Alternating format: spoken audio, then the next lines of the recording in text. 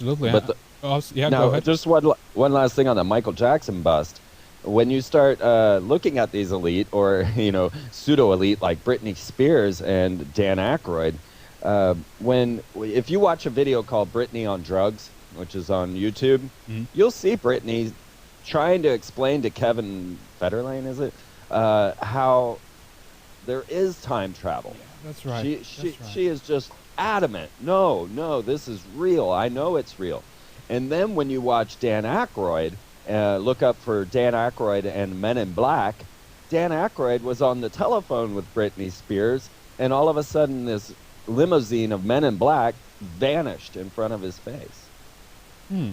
While he's on the phone with Britney Spears, Men in Black appear, and then he looks back up and they're gone. Okay. And so we got all these strange connections between these groups. Now, the curious thing there is I was sitting back, and, I did the whole Anna Nicole Britney story. And if you start looking into who was the pathologist in all of this story, you find that Cyril White was the pathologist for Billy Smith, her son. You find that Cyril White was the pathologist for JonBenet Ramsey. You find that Cyril White was the pathologist involved in Elvis and also in John F. Kennedy. And so I said, okay, if Cyril White gets involved in this autopsy with Michael Jackson, I'm just going to flip my lid. He was also called in for the John Travolta death in the Bahamas. So, here's this one pathologist connected to all of these seeming mind control slaves that is in the same storyline with all of these. Then I said, okay, if he comes into Michael Jackson's story, I'm just going to flip my lid. And sure enough, he was the one who was pushing to have Dr. Murray arrested for manslaughter. He was the one that's been charging, and most likely the cause of the manslaughter charges that Dr. Murray, Michael Jackson's doctor, is now facing. There we go. But I could not find out if he was the secret pathologist. They had a second pathologist, secret. Might have been him then. Yes, it very well could have been.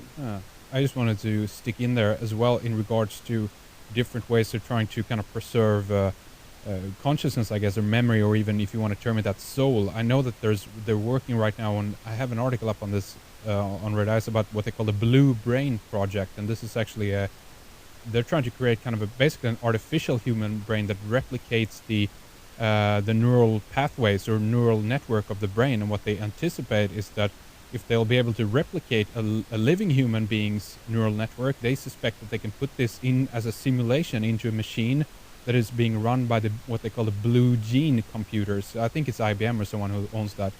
And with this idea is that you actually get a kind of a perfect replication, as they see it, to the human being, but it's actually an artificial simulation that is being run. And that's another way they're trying to kind of preserve this as well. So the technology is out there, and these boys suspect this to be become mainstream pretty much in about 10 years or something like that. So it's really creepy, Well, let's keep in mind that Michael Jackson is not being buried with his brain. What happened there? His brain has been removed from his body. Same as Kennedy then, huh? Right, and we have the same connection, same Cyril White, same, this guy. Yeah. There's more going on planet Earth than most people realize. Life is not as boring as the media makes it out to be, I'll tell you that. No, that's true, and in some way they release it out in the media as well for us to kind of pick up on and be aware of, because again, one of those slips, for instance, that you mentioned about in this movie, the Home movie, they can easily edit that stuff out, right? But they don't. They keep it in there as a kind of a hint or something. I don't know what. Yes, exactly. Within here, when you start to discover that the Bible is actually a numerical code, we're starting to think about time-traveling AI. This is where my theories are going now, because you can take the Bible, stick it in a computer, and it opens up a code. And if you can take it to another level, put it in a three-dimensional, then you get this Bible code, as they've been talking about, and being able to decipher different words, different phrases that come from skipping numerical letters, going from this to that. But the Bible itself is a mathematical equation, and therefore it's, to me, more high-tech than godly. So I agree with you on that level. Well, that's an interesting point. And then also, if we take into consideration all the councils, all the ecumenical councils that's had taken place, it literally means that if the Bible also has taken about 1,500 years or so to actually write. That means that it's a pretty elaborate book that they put together there, you know? Yes, it's pretty incredible. You know, there's no doubt about that. My problem always with the Bible is when people come into interpretation, you know, without looking to see what they really. I mean, everyone knows the story of Lucifer falling from heaven, being the most beloved angel of God. But I say, go find that for me in the Bible and show it to me. Hmm. You know, we get these stories and we believe they're real, and then they're not even in the Bible. Right. But do you think that they're trying to actually create the story? It's almost like it's not a thing of the past, but almost a thing of the future, or at least kind of in one way than happening right now, if you know what I mean. Yes, yes, and it was Dante and Milton that really composed the whole story of Lucifer as Satan, and so they're actually from the mystery schools, you know, Yeah. the whole concept. But we know that these people are Luciferians because I can outline in database all of the Luciferian connections and symbology in this story. So that's when we start to come to understandings of who the Luciferian are, you know, and what's going on. Yes, my personal opinion is that these type of people, the Luciferian type, those that want, now what it is those that want control, right? And that's a Luciferian idealism.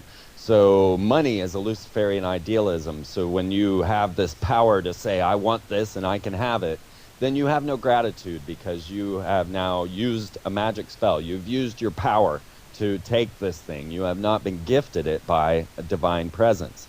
And so this is where the usurpation comes from our divine selves.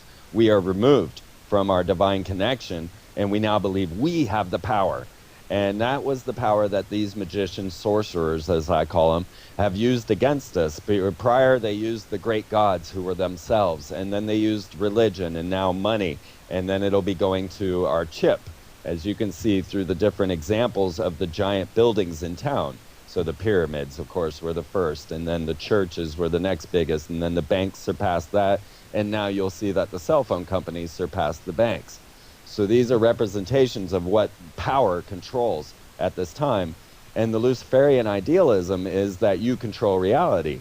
And so we have lost all sense of gratitude, and we now believe we are the dominant force in the universe. And this is what created civilization. So civilization was Luciferian to begin with, and that's why it begins with a control structure. And that's one of the biggest obstacles we have right now, is to convince people that civilization is not the outcome of human endeavor. It's not simply what humans did. We were guided, and we have been guided throughout time to create the civilization that we have. So really, the humans on planet Earth are the manifestations, or the manifest power. And the elite, or the sorcerers, are the ones that program us to manifest what they need. And that's really what has happened. And they program us in many different ways. One way to do this is that, or what we know is that the unconscious mind picks up on things, whether they're being reversed, mirrored, upside down, diagonal, what have you. And if we talk about the power of backward masking and the idea of yes, we can, we find a pretty interesting thing, don't we? There's no doubt about that. What's really curious is just recently I found a poster from World War II where they were trying to get the women involved in the war. And of course, the big splash on the top was, yes, we can. And it's showing the woman, you know, with a raised fist. And this was put out by Westinghouse, who has been one of the major players in keeping us in the dark, as it were. I mean, they gave us light, but they made sure we weren't getting it for free. That's right. Huh. So, yeah, the yes, we can, and many of the connections that I've been finding throughout the Obama administration connecting to the world wars, and which is why I'm certain World War III is right around the corner. Okay. I'm showing you how they're coupling the Department of Defense with with our public NASA space program.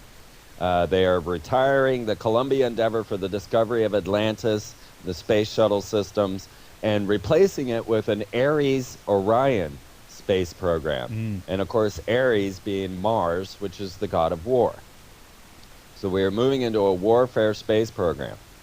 And I was outlining this and databasing this, and what I was watching was these incoming bolides, or meteors, that were exploding in the atmosphere. and then causing an earthquake. Now, they would come in with a sonic boom, and then an hour to 3 hours later, an earthquake would follow. Now, the first time I had heard about this was over the HARP facility back in 99. Mm. In December of 99, a meteor came in, hit the atmosphere, exploded, sonic boom. 3 hours later, Anchorage suffered a massive earthquake. Everyone in Anchorage thought it was the end of the world. You can go look this up in the Anchorage Daily News, December of 99. I started at that point thinking, well, do we have the ability to hurl meteors at our own planet? Mm. Because this meteor came in so precisely over the HARP facility, which just happened to be tested as a meteor deflection shield at that time, that I knew it had to have been man-made. So as I was tracking this movement to a war effort in the space program, all of a sudden these meteors started returning, and we started having them all over the globe.